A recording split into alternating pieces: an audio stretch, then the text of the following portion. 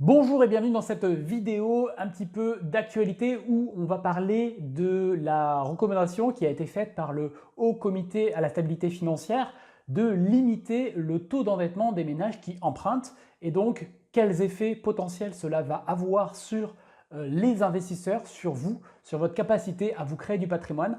C'est ce que l'on va voir dans cette vidéo. Alors, avant de commencer, qu'est-ce que c'est que ce Haut Comité ? Ce Haut Comité à la stabilité financière, je vous le lis en mille pour bien comprendre déjà de quoi on parle, de qui on parle. C'est une autorité macroprudentielle, vous notez ça, française chargée d'exercer la surveillance du système financier dans son ensemble et dans le but d'en préserver la stabilité, c'est ce que je suis en train de dire, et la capacité à assurer une contribution soutenable à la croissance économique. Voilà, donc c'est un comité qui se réunit régulièrement et qui effectue des recommandations sur la base de ce qu'il estime être des dérives de manière prudente.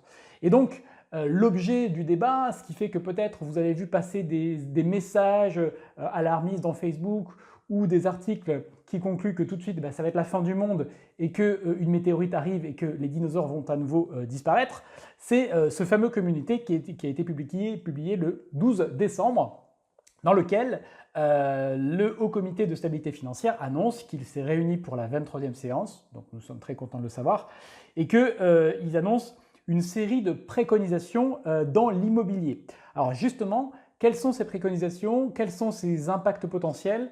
Parlons-en. Alors il y a trois mesures qui émanent de ce comité. La première, c'est tout simplement le fameux 33%. Donc ce qu'il recommande, c'est que l'endettement des personnes ne dépassent pas 33%, sans quoi les banques ne devraient pas accorder de prêts immobiliers. Alors, on reviendra sur ce point-là, mais ça paraît déjà compliqué à appliquer. Une durée qui n'excède pas 25 ans, donc une durée d'emprunt qui n'excède pas 25 ans.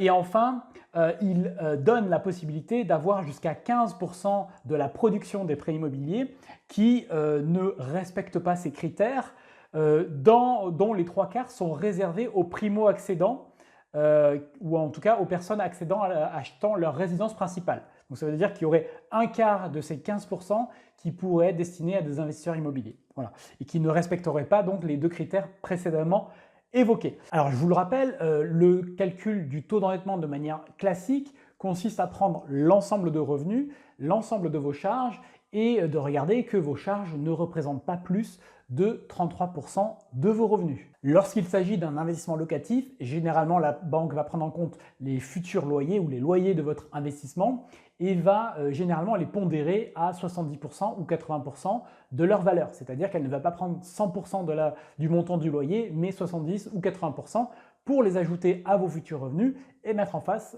comme charge le futur remboursement de votre prêt immobilier. Le comité a annoncé qu'il détaillerait sa recommandation dans les prochains jours. Donc j'imagine que nous verrons le détail du calcul du taux d'endettement.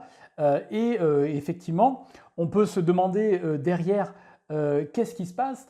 Selon moi, c'est extrêmement simple, c'est précisé dans le communiqué de presse, le taux de rentabilité des prêts immobiliers fait par les banques est extrêmement faible. Donc le Haut Comité s'est probablement dit que cela n'allait pas faire diminuer la rentabilité des établissements bancaires en limitant les conditions d'octroi de prêt, puisque c'est un produit sur lequel concrètement les banques gagnent peu d'argent et que donc ils estiment que en gros le gain n'en vaut pas le risque pour la société dans son ensemble et que donc voilà, ils préfèrent effectuer des recommandations visant à limiter l'octroi des prêts immobiliers. Donc, que faut-il en penser? Alors, déjà, dans un premier temps, que vaut cette recommandation?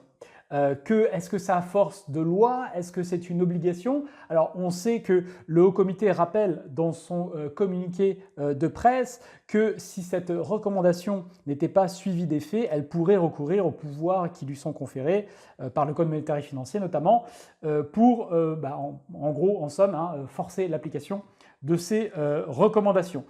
Donc, ce qui va se passer de toute façon, c'est qu'il va y avoir une autre autorité qui s'appelle l'ACPR, Autorité de contrôle prudentiel et résolution, qui va suivre l'application ou non de cette résolution. Ce qui est certain, ce qu'on peut dire une fois qu'on a rappelé un petit peu les faits, c'est que déjà, cela va forcément limiter la marge de manœuvre des banques. Ça, c'est certain. Alors, j'ai entendu des commentaires qui disaient oui, mais ça dépend comment le calcul du taux d'endettement va être défini. Est-ce que ce calcul va être le même pour les personnes physiques ou pour les personnes qui investissent via des SCI, via des sociétés? Voilà. Il reste des points évidemment de clarification à apporter. Alors, est-ce que c'est une bonne chose? Est-ce que c'est une mauvaise chose? Alors, j'espère en tout cas déjà que, comme je vous le dis depuis longtemps, que vous en avez bien profité. Moi, j'en ai bien profité et j'espère que vous en avez profité parce que, je le disais, c'était des conditions uniques, exceptionnelles en France. Il n'y a aucun équivalent dans le monde à ma connaissance et je ne sais pas combien de temps ça va durer. Donc là, c'est déjà un premier rabotage, mais qui est franchement très léger. Parce que bon, la durée d'emprunt à 25 ans, ce n'est pas trop problématique. Moi, je ne pense pas qu'il soit très pertinent d'emprunter sur plus de 25 ans dans tous les cas. Le seul point qui est problématique, c'est le taux d'endettement. Quelles vont être les conséquences de cette décision concrète? Donc, premièrement, je pense qu'effectivement, les banques, surtout en cette fin d'année, et par rapport à l'année prochaine, à leur prochaine saison d'octroi de prêt, vont certainement ajuster ou être plus prudentes sur les dossiers. Dans quelle mesure? Je ne sais pas. Ça c'est clair. Aujourd'hui, vous devez savoir une chose, c'est qu'on a les chiffres de l'autorité de contrôle prudentiel. Elle dit quoi? Elle dit aujourd'hui, il y a 34% des prêts immobiliers qui ont un taux d'endettement supérieur à 35%. Hein, donc concrètement, vous voyez tout de suite que ça concerne 34% des prêts. Le reste des prêts ne sont pas forcément concernés. Donc il semble pour moi que cette règle va plutôt pénaliser les personnes qui veulent acheter leur résidence principale que les investisseurs. Pourquoi? Je m'explique. Quand on veut acheter sa résidence principale, généralement l'équation est simple. Alors généralement en plus les primo-accédants le font plutôt en étant plutôt jeunes dans leur parcours de vie générale. Donc c'est généralement là qu'on a le moins de revenus. Et donc effectivement dans ce cas-là, ce qui va rentrer dans la colonne revenus, c'est simplement le salaire. Et en face, le remboursement du prêt. Donc dans ce cas-là, la capacité d'endettement est assez limitée et donc sera peut-être davantage limitée par les 33%. Donc à mon avis, l'acteur qui va être le plus pénalisé par cette réglementation, ce sont les promoteurs immobiliers, selon moi. Ensuite, quand on est investisseur, on a beaucoup de possibilités, on a beaucoup de clés et d'outils dans notre boîte à outils d'investisseurs. Moi, je vous le raconte, je vous le raconte depuis longtemps. Si vous êtes dans mes programmes de formation, vous le savez. La règle des 33% d'endettement jusqu'à aujourd'hui pour les investisseurs n'avait aucun sens. Hein. Elle n'avait aucun sens. Moi, elle ne m'a jamais limité puisqu'il y a des moments où j'étais à 70% de taux d'endettement si on prenait le calcul classique. Après, si on prend le calcul du taux différentiel ou du reste à vivre, évidemment, je suis totalement finançable. Et en plus, en tant qu'investisseur, il nous reste plein de possibilités. Passer par une SCI, en s'associant à d'autres personnes qui vont peut-être augmenter le revenu total de la société. Il existe plein de possibilités complémentaires d'une part emprunter et de maîtriser notre taux d'endettement. Donc peut-être que effectivement vous ne serez peut-être plus à même d'enchaîner des projets que vous allez acheter en nom propre tout seul, et comme on aurait peut-être pu le faire avant cette recommandation. Encore faut-il savoir comment elle va être appliquée.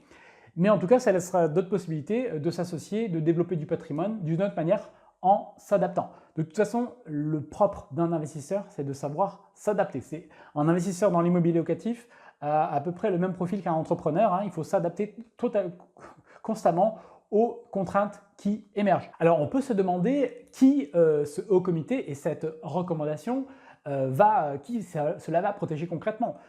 Selon moi, le but fondamental de cette décision, c'est évidemment de protéger la société dans son entièreté des dérives qui sont, de toute façon, et qui ont historiquement et de manière répétée été produites par les banques. Alors peut-être pas en France, en tout cas pas récemment, mais aux États-Unis, il y a 10 ans, vous vous souvenez de la crise des subprimes. Donc pour moi, elle vise à limiter qu'il y ait un effet d'emballement. Alors effectivement, par effet ricochet, ça va limiter un petit peu les investissements, mais surtout, je pense, concernant les primo-accédants. Et encore une fois, comme vous l'avez vu au départ, il y a une part de liberté qui reste donnée aux banques sur 15% de la production. Alors voilà ce que je voulais vous partager dans cette vidéo. Dites-moi dans les commentaires ce que vous en pensez, quel est votre point de vue. En tout cas, selon moi, vous l'aurez compris, je ne pense pas que cela va limiter de manière drastique les financements, cela va avoir évidemment un impact et je pense que ça va aussi forcer les investisseurs à devenir plus professionnels dans leur démarche, dans leur demande de financement et dans la recherche de leurs investissements. Quels effets cela aura sur les prix de l'immobilier? C'est évidemment impossible de le savoir. Vous allez avoir des gens qui vont vous affirmer que ça va les faire baisser. Vous allez avoir des gens qui vont vous affirmer que ça ne va rien faire. Moi, personnellement, je n'en sais rien. Je ne lis pas dans les boules de cristal. Je m'adapterai. Mais voilà, je pense que tout cela va avoir un effet qui va être somme toute assez limité. Mais bon, ça annonce aussi une direction que souhaite prendre l'État de manière générale, même si aujourd'hui c'est juste une recommandation qui a été faite. Mais voilà, donc dites-moi dans les commentaires ce que vous en pensez et on continue le chemin ensemble.